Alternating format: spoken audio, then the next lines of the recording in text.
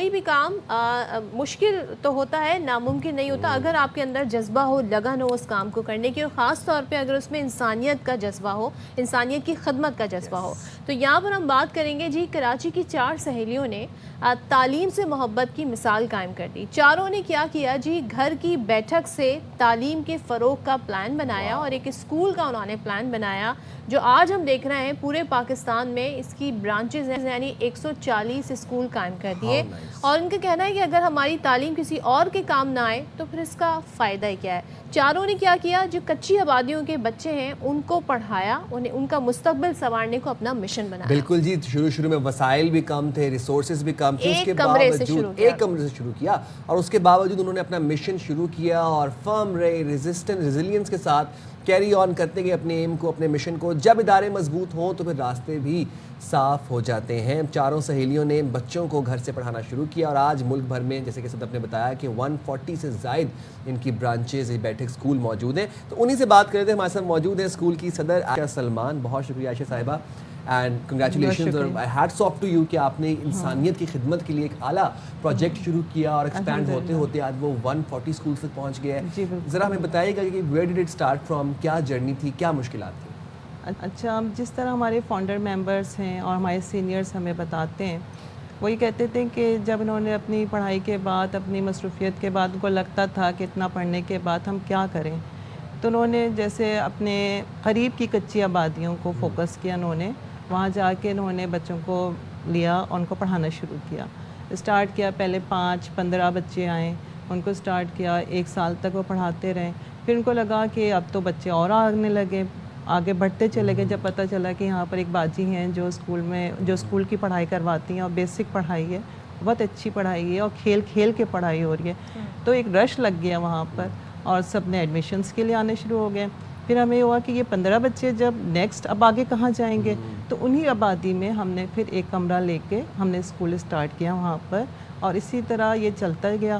جب انہوں نے اسٹارٹ کیا تو ان کو نہیں احساس تھا اس بات کا کہ یہ اتنا بڑا نیٹ ورک بن جائے گا، پورے پاکستان میں 140 اسکولس ہو جائیں گے، اور ابھی 20,000 ابو ہمارے ماشاءاللہ بچے ہیں وہاں پر پڑھ رہے ہیں. 50,000 ابو بچے جو ہیں یہاں سے پڑھ کے نکل کے جا چکے ہیں. تو وہ یہ کہتی ہیں کہ ہمیں بالکل نہیں اندازہ تھا، ہم تو کچھ سہیلیاں تھیں، کچھ فرینڈس تھیں اور ایک جذبہ تھا جو پاکستان کو کوئی پے بیک کرنے کا، کہ پاکستان کو کچھ دیا جائے، تو اس نے انہوں نے اس طرح اسٹارٹ کیا. اچھا، ایک چیز بتائیے گا، ظاہر ہے ابھی تو ماشاءاللہ بہت یہ ایک سکسیس اسٹوری ہے، لیکن انیشیلی جب یہ اسٹارٹ ہوا ہوگا، سب سے پہلی بات یہ بڑے چیلنجز ہوتے ہیں، خاص طور پہ ہم جب کچی آبادیوں میں بات کرتے ہیں. ظاہر ہے وہ طبقہ وہ ہے جن کے وہ وسائل نہیں ہیں، وہ انکم نہیں ہے، ان کے بچے بھی کہیں نہ کہیں کام کر رہے تھے، ان کو تعلیم کی طرف لانا ایک چیلنج.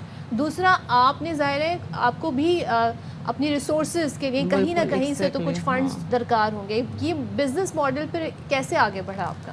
دیکھیے اس طرح ہوا کہ پہلے جب کمیونٹیز میں ہم نے کام شروع کیا تو اس میں ٹائمنگ بانڈنگ نہیں تھی کہ کوئی اپنا دوپہر میں اسٹارٹ کرتا تھا، کوئی ارلی مارننگ اسٹارٹ کرتا تھا. ایون کہ ہم نے جب ایک اسکول اسٹارٹ کیا وہاں بچے جھنگے چھن لے جایا کرتے تھے برما کی سائٹ پہ، تو وہ بچے جب جھنگے چھل کر آ جاتے تھے تو وہ پھر 2 گھنٹے کے لیے 3 گھنٹے کے لیے ہمارے پاس ایجوکیشن کے لیے آ جایا کرتے تھے. پھر اس کے بعد جب اسٹارٹ لیا تو اس وقت اتنا نہیں تھا، ہم خود ہماری سینئرز خود پڑھاتی تھیں اپنے بچوں کو، ان بچوں کو جمع کر کے. پھر جب یہ سسٹم بڑھنا شروع ہو گیا، لوگ جڑتے چلے گئے اور لوگ پاکستان میں اور پاکستان سے بے تحاشا محبت کرتے ہیں. لوگ خود ہی دینے شروع ہو گئے، خود چاہنے لگے کہ ہم یہاں پر کھول لیتے ہیں، ہم ادھر آسانی سے کر دیتے ہیں. میرے خیال سے لوگ تو خود ہی ہمیں جوائن کرنا شروع ہو گئے اور یہ نہیں سمجھ میں آیا کہ کس طرح اتنا بڑا، الحمدللہ شکر الحمدللہ اتنا بڑا نیٹ ورک بن گیا. Very nice. اب ذرا ہمیں تھوڑا اسٹرکچر سمجھائیے گا ان اسکولس کا، کون سی کلاسز ہوتی ہیں، کون سے سبجیکٹس پڑھائے جاتے ہیں، اور پھر ایک کلاس سے دوسری کلاس کیریکولم کیا ہے، سلیبس کیا ہے، اور دوسری کلاس میں پھر پروموٹ کیسے ہوتے ہیں بچے؟ اچھا، یہ پورا فارمل ایجوکیشن سسٹم ہے اور اس طرح ہوتا ہے کہ ہم KG1 KG2 سے اسٹارٹ کرتے ہیں.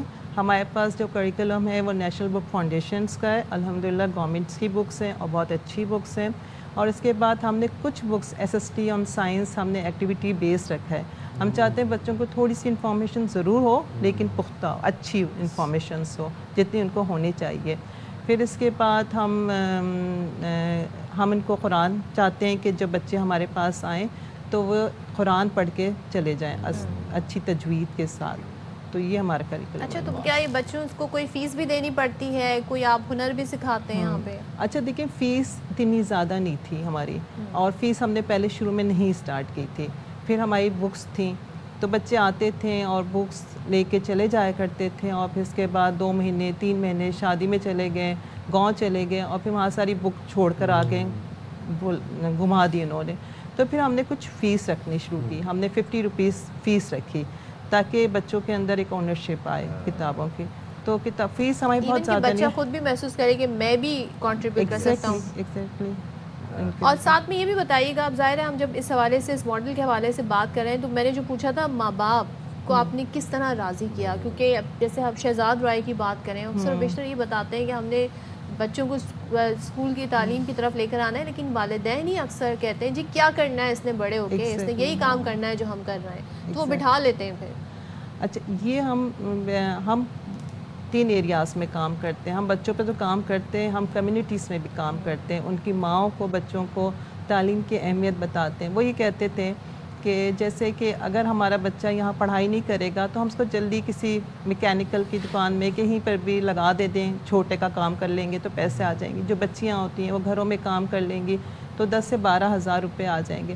لیکن ہم ان کو ایک اسکل سکھاتے ہیں اسی لیے تاکہ ان کے اندر ایک ہنر آ جائے اور وہ جا کے آگے کما سکیں بچوں کو. تو ماؤں کے گھر جا جا کے ہم نے ان سے بات کی, ان کو راضی کیا, اور پھر ماشاءاللہ مجھے لگتا ہے کہ یہ مائیں اب گروم ہو رہی ہیں, ان کے اندر بھی پاس پانی آؤٹ مثالیں ہیں جو بالکل سکسیسفل بہت زیادہ ہیں. کچھ بچیاں ہماری ابھی لمب سے PhD کر رہی ہیں بالکل, اور کچھ بچیاں ہمارے ڈاکٹرز ڈا میڈیکل کالج سے ڈاکٹرز بن رہے ہیں اور بن چکے ہیں. کنگ ایڈورڈ سے بچے نے پڑھا ہوا ہے, تو آپ 50,000 ابو اسٹوڈنٹس ہمارے پاس آؤٹ ہو چکے ہیں ہمارے سسٹم سے. بچوں کا کنٹریبیوشن ہے لومنائز کا, بالکل ہے ان کا, ان سے ہمارا کانٹیکٹ بھی رہتا ہے. ہم کوارٹرلی بیسس ان سے ملتے بھی ہیں, کوئی میٹ اپ رکھتے ہیں ان کے ساتھ, تو اس طرح رہتا ہے. اور وہ ہمارے خود ڈونر بن گئے, وہ خود چاہتے ہیں. کچھ ایسے ہمارے بچے ہیں جو یہ کہتے ہیں کہ اگر یہاں پر بیٹھک نہیں ہوتا تو شاید میں اتنا بڑا ڈاکٹر نہیں بن سکتا تھا. ڈاکٹرز بھی بنے ہیں, ڈاکٹرز بھی, جی بالکل, کنگ ایڈورڈ سے پڑھے. اب کیا گول ہے, اب یہاں سے کہاں جانا ہے؟ اچھا اب ہمارا یہ ہے کہ اب ہم نے فوکس کیا ہے کہ ہم نے خضدار اور بلوچستان کو فوکس کیا ہے.